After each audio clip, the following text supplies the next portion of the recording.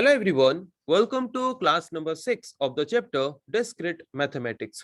So आज की class का हमारा डिस्कशन का टॉपिक है और एक तरह के लॉजिकल ऑपरेटर। इस लॉजिकल ऑपरेटर का नाम है इम्प्लीकेशन ऑपरेटर। आज की क्लास में हम डिस्कस करेंगे कि ये इम्प्लीकेशन ऑपरेटर क्या है, इम्प्लीकेशन ऑपरेटर को यूज करके हम किस तरह का ऑपरेशंस परफॉर्म कर सकते हैं, उसके बारे में आज की क्लास में हम डिस्कस करेंगे। तो चलिए शुरू करते हैं डिस्कशन इस पर्टिकुलर टॉपिक के बारे में। सो इम्प्लीकेशन ऑपरेटर एक ऐसा ऑपरेटर है जहां पे हम क्या कर सकते हैं, दो या फिर दो से ज्यादा प्रोपोजिशंस को लेके कंबाइन कर सकते हैं और कंबाइन करके एक कंडीशनल स्टेटमेंट जनरेट कर सकते हैं। ओके, सो कंडीशनल स्टेटमेंट हम किस तरह के स्टेटमेंट को बोलते हैं? जिस तरह के स्टेटमेंट में क्या होता है, एटलीस्ट दो स्टेटमेंट्स होते हैं जहां पे एक स्टेटमेंट कंडीशन की तरह काम करता है। अगर वो कंडीशन ट्रू है तब जाके हम दूसरे स्टेटमेंट को क्या करते हैं, वेरीफाई करते हैं या फिर चेक करते हैं। कोई एक एग्जांपल ले लेते हैं। ओके, जैसे कि if it rains then we will cancel our trip. अगर बारिश होगा तब जाके हम हमारे ट्रिप को कैंसिल करेंगे, अगर बारिश नहीं होगा तो हम हमारे ट्रिप को कैंसिल नहीं करेंगे। मतलब हम हमारे ट्रिप को कैंसिल करने वाले हैं या नहीं करने वाले हैं वो किसके ऊपर डिपेंड कर रहा है, बारिश के ऊपर। तो मतलब यहाँ पे हमने रैन को एक कंडीशन के हिसाब से लिया, तो इस तरह के स्टेटमेंट को हम क्या बोल सकते हैं, कंडीशनल स्टेटमेंट बोल सकते हैं, जो कि आप ऑलरेडी इंग्लिश में पढ़ चुके होंगे। Okay, so let P and Q be two propositions. Suppose हमने यहाँ पे दो प्रोपोजिशंस लिया, एक है P और एक है Q। ओके, तो अगर हम उसको इम्प्लीकेशन ऑपरेटर को यूज करके डिनोट करें या फिर रिप्रेजेंट करें, तो कैसे रिप्रेजेंट करेंगे उनको?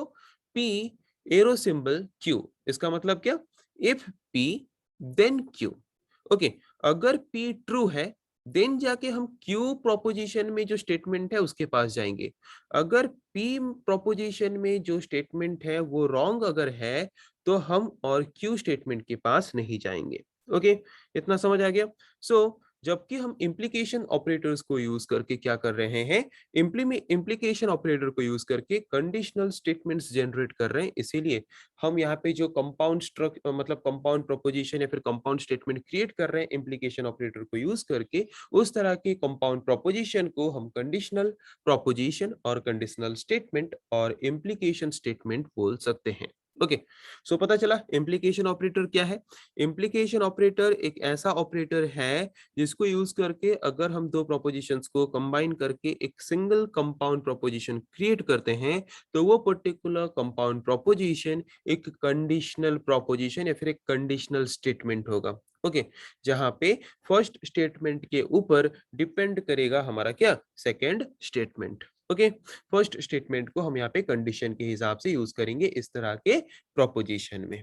तो इसका ट्रुथ टेबल कैसे होगा? इसके ट्रुथ टेबल के बारे में समझने से पहले हमें ये जानना पड़ेगा कि हम इम्प्लीकेशन ऑपरेटर को यूज करके जो दो अलग अलग प्रोपोजिशंस को कंबाइन कर रहे हैं, उनमें से जो फर्स्ट प्रोपोजिशन है पी को हमने फर्स्ट प्रोपोजिशन के हिसाब से कंसीडर किया है।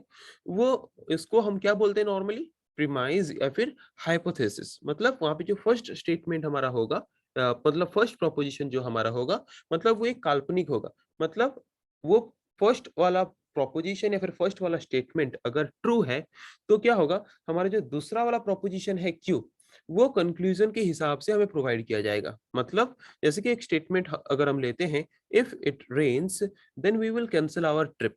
तो मैंने यहाँ पे एक एजम्पशन के हिसाब से लिया कि अगर बारिश होता है तो क्या होगा, कंक्लूजन हमारा क्या होगा, हम ट्रिप को कैंसिल कर देंगे।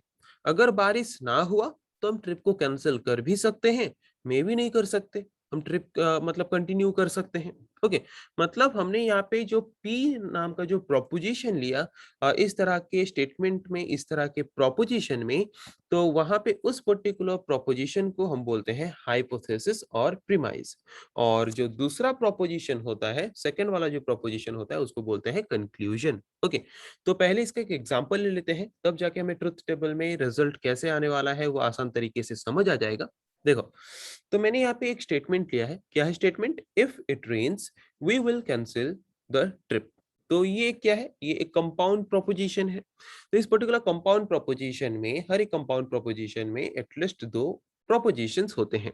तो यहाँ पे भी दो प्रोपोजिशंस हैं। तो क्या है दो प्रोपोजिशंस? एक है इट रेन्स, दूसरा प्रोपोजिशन है वी कैंसल्ड द ट्रिप। दो प्रोपोजिशन यहाँ पे है। फर्स्ट प्रोपोजिशन को मैंने रिप्रेजेंट किया p वेरिएबल के द्वारा, सेकंड प्रोपोजिशन को मैंने रिप्रेजेंट किया q वेरिएबल के द्वारा। अभी हम क्या करेंगे, अभी हम यहाँ पे फर्स्ट केस लेते हैं। फर्स्ट केस क्या हो सकता है, मतलब हमने यहाँ पे एजम्पशन के हिसाब से लिया है, इफ इट रेन्स, अगर बारिश होता है तो। ओके, तो यहाँ पे हम फर्स्ट केस लेते हैं कि इट रेन्स एंड बारिश हुआ and we cancelled the trip, and हमने हमारा ट्रिप कैंसिल कर लिया। तो यहाँ पे इस पर्टिकुलर मतलब जो स्टेटमेंट हमने यहाँ पे क्रिएट किया था, इसके हिसाब से ये केस जो है, ये केस ट्रू है, मतलब P भी ट्रू है, Q भी ट्रू है, क्योंकि हमने यहाँ पे एजम किया था। क्या एजम किया था हमने, कि अगर बारिश होगा तो हम ट्रिप को कैंसिल करेंगे। तो यहाँ पे हमने स्टेटमेंट को क्या लिखा है, इट रेन्स, बारिश हो रहा है और हमने ट्रिप को कैंसिल भी किया, मतलब दोनों यहाँ पे ट्रू है। तो P अगर ट्रू है, Q अगर ट्रू है, बारिश भी हो रहा है, ट्रिप भी कैंसिल हुआ, मतलब टोटल पूरा स्टेटमेंट भी ट्रू है। तो टोटल स्टेटमेंट अगर ट्रू है तो हमारा यहाँ पे हमने जो इम्प्लीकेशन ऑपरेटर यूज करके जो हमने यहाँ पे कंपाउंड प्रोपोजिशन क्रिएट किया, तो वो भी ट्रू होगा। ओके, देन अभी केस 2 में आते हैं, सेकंड केस में। सो अगर बारिश होता है, फर्स्ट केस हमने देखा, फर्स्ट केस क्या हो सकता है, अगर बारिश हुआ और हमने ट्रिप को कैंसिल कर दिया, जो कि हमने यहाँ पे एजम्पशन के हिसाब से लिया था। तो उस वक्त अगर ऐसा होता है तो इसका मतलब दोनों ही कंडीशन हमारा सही हो गया, इसका मतलब रिजल्ट आएगा ट्रू, हमने सही एजम किया था। दूसरा केस ये है कि इफ इट रेन्स, बारिश होता है, अगर बारिश होता है और ट्रिप अगर हम कैंसिल नहीं करते, तो यहाँ पे हमारा एक ही एजम्पशन सही होता है। कौन सा एजम्पशन, फर्स्ट वाला। ओके, इफ इट रेन्स, मतलब केस 2 में हम क्या लेंगे, it rains but we are not cancelled the trip, बारिश हुआ बट हमने हमारा ट्रिप कैंसिल नहीं किया। तो यहाँ पे इस पर्टिकुलर स्टेटमेंट के हिसाब से ये दूसरा वाला स्टेटमेंट रॉन्ग है, गलत है, फॉल्स है, मतलब सिर्फ फर्स्ट वाला स्टेटमेंट ही ट्रू है, क्योंकि हमने बोला था कि अगर बारिश होगा तो हम ट्रिप को कैंसिल करेंगे।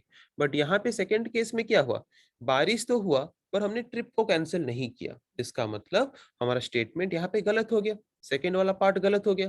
फर्स्ट वाला पार्ट ट्रू था बट सेकंड वाला पार्ट गलत था, तो हमारा रिजल्ट क्या आएगा, फॉल्स। ओके, देन और एक केस क्या हो सकता है, बारिश ही नहीं हुआ, मैंने क्या बोला था, इफ इट रेन्स, अगर बारिश होगा तो। ओके, तो यहाँ पे बारिश ही नहीं हुआ, बारिश अगर नहीं हुआ तो हम ट्रिप कैंसिल करें या ना करें। बारिश ही नहीं हुआ तो हम डिसाइड कर सकते हैं क्या ये पर्टिकुलर स्टेटमेंट ट्रू होगा या नहीं, क्योंकि इस पर्टिकुलर स्टेटमेंट में हमने ये लिया था कि अगर बारिश होगा तब हम ट्रिप को कैंसिल करेंगे, बट अगर बारिश नहीं होगा तब हम क्या करेंगे, मैंने यहाँ पे बोला है क्या, नहीं। तो अगर मैंने उसको नहीं बोला है तो यहाँ पे हम डिसाइड नहीं कर सकते कि अगर ऐसा सिचुएशन होता है कि अगर बारिश ही नहीं होता तो वहां पे हम ट्रिप को कैंसिल करेंगे, तब हमारा टोटल स्टेटमेंट ट्रू होगा कि नहीं, अगर हम ट्रिप को कैंसिल नहीं करेंगे तब हमारा टोटल स्टेटमेंट ट्रू होगा कि नहीं, वो हम डिसाइड नहीं कर सकते। तो अगर फॉल्स होगा बोल के हम डिसाइड नहीं कर सकते, तो बाय डिफॉल्ट हम कंसीडर करेंगे कि दोनों सिचुएशंस में हमारा क्या होगा, रिजल्ट ट्रू होगा। ओके, समझ आ गया। तो यहाँ पे देखो थर्ड केस में आते हैं। तो थर्ड केस क्या हो सकता है, इट डजंट रेन, बारिश नहीं हुआ and we cancelled the trip, बारिश नहीं हुआ फिर भी हमने हमारा ट्रिप कैंसिल कर दिया। ओके, तो इस पर्टिकुलर स्टेटमेंट में देखो, इस पर्टिकुलर स्टेटमेंट में हमने एक ओरिजिनल स्टेटमेंट में ये बोला है कि अगर बारिश होता है तो हम क्या करेंगे, बारिश अगर नहीं होता है तो अब तब हम क्या करेंगे, ये हमने इस पर्टिकुलर स्टेटमेंट में नहीं बताया है। ओके, तो जब भी हमारा first statement, first proposition false होता है, तब हम सेकंड पार्ट में और नहीं जा सकते, सेकंड प्रोपोजिशन के पास नहीं जा सकते, और सेकंड प्रोपोजिशन सही है या और गलत है उसको चेक नहीं कर सकते। अगर हमारा फर्स्ट स्टेटमेंट ही फॉल्स है तो वहां पे हम ये नहीं बोल सकते कि हमारा टोटल स्टेटमेंट फॉल्स है, हम ये डिसाइड अपने मर्जी से नहीं कर सकते। तो इसीलिए हमारा रिजल्ट बाय डिफॉल्ट क्या होगा, ट्रू होगा। कब, जब हमारा फर्स्ट प्रोपोजिशन रॉन्ग होगा या फिर फर्स्ट प्रोपोजिशन फॉल्स होगा। ओके, तो रियल लाइफ एग्जांपल लो, ज्यादा आसान तरीके से समझ आ जाएगा। मैंने रियल लाइफ में मतलब एक एग्जांपल लिया, अगर बारिश होता है तो हम ट्रिप को कैंसिल करेंगे। तो यहाँ पे फर्स्ट केस ये हुआ कि बारिश भी हुआ, हमने ट्रिप को कैंसिल भी कर दिया, इसका मतलब दोनों ट्रू, मतलब रिजल्ट ट्रू। ओके, दूसरा केस ये हुआ, बारिश तो हुआ पर हमने ट्रिप को कैंसिल नहीं किया। तो हमने बोला था क्या, एक्चुअल स्टेटमेंट में कि बारिश अगर होता है तो ट्रिप को हमें कैंसिल करना ही है, बट हमने ट्रिप को कैंसिल नहीं किया, मतलब हमारा स्टेटमेंट वहां पे फॉल्स हो गया, मतलब हमारा रिजल्ट वहां पे आएगा फॉल्स। थर्ड केस ये आता है कि अगर बारिश ही नहीं होता, तो हमने ऐसा कोई सिचुएशन तो वहां पे दिया ही नहीं है कि अगर बारिश नहीं होता तो तब क्या होना चाहिए, ट्रिप कैंसिल होना चाहिए या फिर ट्रिप कैंसिल नहीं होना चाहिए। ऐसा हमने कुछ दिया ही नहीं है, मतलब हम वहां पे डिसाइड ही नहीं कर सकते ये ट्रू होगा या फॉल्स होगा। तो वहां पे बाय डिफॉल्ट हम क्या प्रोवाइड करेंगे उसको, ट्रू। ओके, तो जब भी हमारा फर्स्ट स्टेटमेंट फॉल्स हो जाएगा, तब हम क्या करेंगे, रिजल्ट उसका क्या प्रोवाइड करेंगे, ट्रू। ओके, तो यहाँ पे देख सकते हो, इट डजंट रेन, बारिश नहीं हुआ, तो हमने ट्रिप को कैंसिल कर दिया। तो इस पार्ट का कोई वैल्यू नहीं है यहाँ पे, अगर हमारा फर्स्ट स्टेटमेंट ही फॉल्स हो जाता है तो। ओके, रिजल्ट ऑटोमेटिकली ट्रू आ जाएगा। केस 4 में भी वही है, देखो, इट डजंट रेन, मतलब हमारा जो फर्स्ट प्रोपोजिशन है वो रॉन्ग हो चुका है, फॉल्स हो चुका है। तो यहाँ पे जो सेकंड प्रोपोजिशन है वो ट्रू हो या फिर फॉल्स हो, फर्क नहीं पड़ता। ओके, रिजल्ट ट्रू ही आएगा। सो यहाँ पे पता चला कि हमारा जो रिजल्ट है ट्रू कब आता है, मतलब हमारे ट्रुथ टेबल में, मतलब अगर हम यहाँ पे किस तरह के ऑपरेटर के बारे में पढ़ रहे हैं, इम्प्लीकेशन ऑपरेटर। इम्प्लीकेशन ऑपरेटर को यूज करके अगर हम एक कंपाउंड प्रोपोजिशन क्रिएट कर रहे हैं, तो उस पर्टिकुलर कंपाउंड प्रोपोजिशन का रिजल्ट ट्रू कब आएगा, फॉल्स कब आएगा। ट्रू कब कब आया, ट्रू कब आया, जैसे कि हमने देखा, देख लेते हैं फिर से ट्रुथ टेबल को। जब हमारा first proposition and second proposition दोनों ट्रू होंगे, तब आएगा ट्रू। और या फिर अगर फर्स्ट प्रोपोजिशन हमारा फॉल्स है और सेकंड प्रोपोजिशन कुछ भी हो, तब हम डिसाइड नहीं कर सकते कि ये गलत है बोल के, तब हम बोल भी नहीं सकते कि ये गलत है बोल के। तो वहां पे हमारा कंपाउंड प्रोपोजिशन का रिजल्ट क्या आएगा, ट्रू। ओके, और फॉल्स कब आएगा, हमारा फर्स्ट प्रोपोजिशन ट्रू है बट सेकंड प्रोपोजिशन फॉल्स है, जैसे कि बारिश तो हो रहा है बट हमें ट्रिप कैंसिल करना चाहिए, हमने ट्रिप कैंसिल नहीं किया, मतलब सेकंड प्रोपोजिशन फॉल्स हुआ, तो तब हमारा कंपाउंड प्रोपोजिशन का रिजल्ट क्या आएगा, फॉल्स आएगा। ओके, समझ आ गया यहाँ पे कि इम्प्लीकेशन ऑपरेटर क्या है, इम्प्लीकेशन ऑपरेटर को यूज करके हम कैसे ऑपरेशन परफॉर्म कर सकते हैं। ट्रुथ टेबल समझ आ गया आई थिंक आप लोगों को। उसके बाद और एक एग्जांपल हम लेते हैं इस कॉन्सेप्ट को समझने के लिए। तो उससे पहले एक नोट पॉइंट हम देख लेते हैं। जैसे कि अभी हमने देखा केस 3 एंड केस 4 में कि if P is false, P is the first proposition, अगर P हमारा फॉल्स है, then it doesn't matter what will be the truth value of Q। अगर हमारा फर्स्ट प्रोपोजिशन ही फॉल्स है, तो ये फर्क ही नहीं पड़ता कि जो दूसरा प्रोपोजिशन Q है उसका वैल्यू क्या है। ओके, वो ट्रू भी हो, फॉल्स हो, कुछ भी हो, अगर P जो हमारा फर्स्ट प्रोपोजिशन है वो अगर फॉल्स है, तो P इम्प्लीकेशन Q, मतलब if P then Q is always true. Okay, पता चला इम्प्लीकेशन ऑपरेटर क्या है। इम्प्लीकेशन ऑपरेटर को यूज करके अगर हम कोई कंपाउंड प्रोपोजिशन क्रिएट करते हैं, तो उसका रिजल्ट कब ट्रू होगा, कब फॉल्स होगा। और एक एग्जांपल लेते हैं। ओके, सो यहाँ पे हमने और एक स्टेटमेंट लिया है, if you get 100% mark on the final exam, then you will be awarded a trophy. Okay, तो यहाँ पे क्या बोला है कि अगर आप एग्जाम में 100% मार्क लाते हो फाइनल एग्जाम में, तो आपको ट्रॉफी के द्वारा अवॉर्डेड किया जाएगा, आपको सम्मानित किया जाएगा। ओके, तो यहाँ पे भी दो प्रोपोजिशंस हैं, P एंड Q में उसको रिप्रेजेंट करते हैं। फर्स्ट प्रोपोजिशन क्या है, you got 100% mark on the final exam. Second proposition है you are awarded a trophy. Okay, so यहाँ पे क्या हो सकता है, जबकि ये भी एक तरह का कंडीशनल स्टेटमेंट है, तो यहाँ पे भी चार केसेस या फिर चार सिचुएशंस अराइज हो सकते हैं। सो फर्स्ट सिचुएशन ये है कि आपने 100% मार्क मतलब ले आए, आपने 100% मार्क एग्जाम में ले आया है आपने, और आपको ट्रॉफी के द्वारा सम्मानित भी किया गया, मतलब दोनों स्टेटमेंट्स यहाँ पे ट्रू हो गए। तो सिचुएशन फर्स्ट केस ऐसा हो सकता है कि दोनों केसेस आपके ट्रू होंगे, दोनों सिचुएशंस आपके ट्रू होंगे, दोनों स्टेटमेंट्स आपके ट्रू होंगे। तो अगर दोनों स्टेटमेंट्स आपके ट्रू होते हैं, तो वहां पे हमारा रिजल्ट भी क्या होगा, रिजल्ट भी ट्रू होगा। ओके, सो केस 1 में क्या हुआ, you got 100% marks on the final exam, आपको 100% मार्क्स भी मिल गए और आपको ट्रॉफी के द्वारा अवार्ड भी दिया गया, मतलब अवार्डेड किया गया या फिर सम्मानित भी किया गया, मतलब दोनों ही ट्रू है। मतलब इस पर्टिकुलर स्टेटमेंट के हिसाब से दोनों ट्रू है। अगर दोनों ट्रू है तो हमारा जो कंपाउंड प्रोपोजिशन का रिजल्ट है वो भी ट्रू आएगा।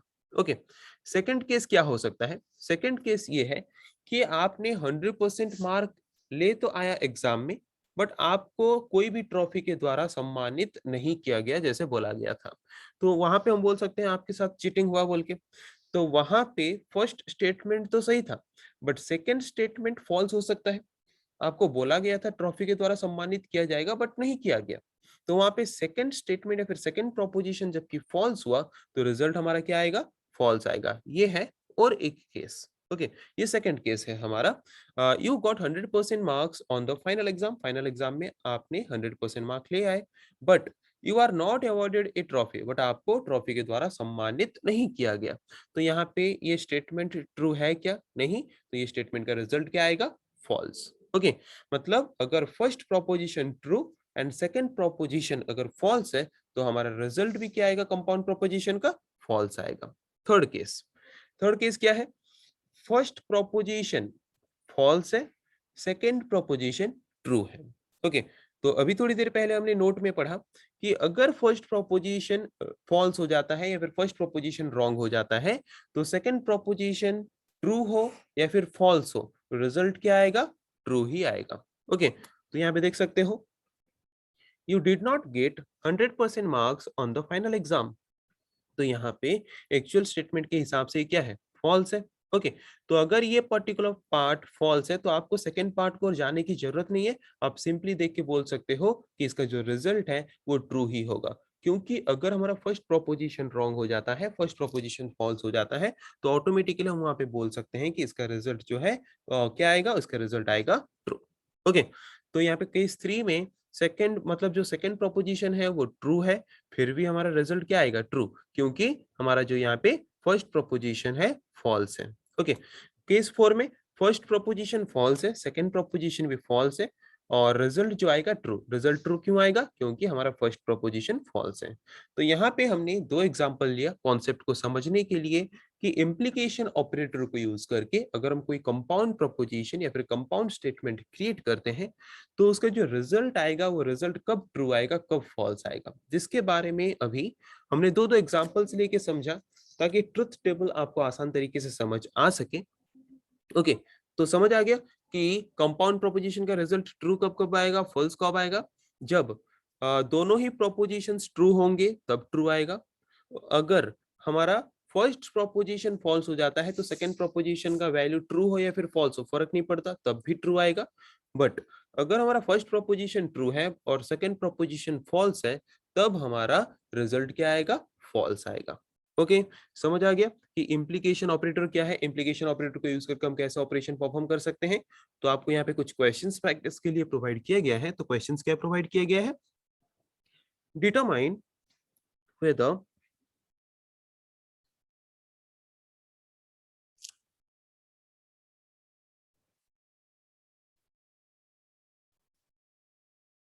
आपको यहाँ पे प्रोवाइड किया गया है कुछ कंडीशनल स्टेटमेंट्स, जिन कंडीशनल स्टेटमेंट्स में आपको ये चेक करना है कि इनमें से कौन सा कंडीशनल स्टेटमेंट ट्रू है एंड कौन सा कंडीशनल स्टेटमेंट फॉल्स है, और आपको कमेंट सेक्शन में इसको लिख के बताना है। ओके, सो आई थिंक आज के क्लास में हमने जिस टॉपिक के बारे में डिस्कस किया आप लोगों को समझ आ चुका है। नेक्स्ट क्लास में हम डिस्कस करेंगे ऐसे और कुछ टॉपिक्स के बारे में। आज के लिए इतना ही। Thank you.